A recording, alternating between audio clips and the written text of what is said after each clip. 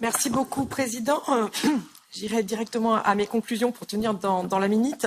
Le sujet des incendies et des feux de forêt n'est pas un sujet européen, on l'a bien vu, c'est un sujet international. Et d'ailleurs, les pompiers européens ont été donnés un coup de main au Canada.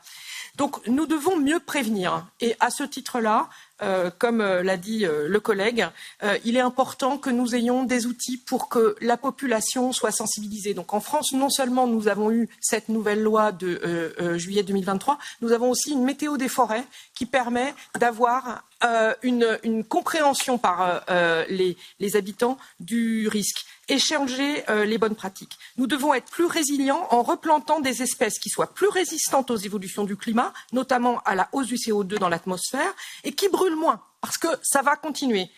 Nous avons donc, comme l'a dit le collègue, besoin d'avoir du pâturage qui permet de faire baisser les broussailles qui permettent au feu de se propager au tout début, et en même temps qui plantent, du fait des déjections, des espèces qui brûlent moins. Donc, on doit aussi ne pas mettre en danger le modèle économique des gestionnaires de forêt par nos réglementations, par exemple RED 3, qui aurait pu empêcher les sous-produits des forêts de devenir des pellets.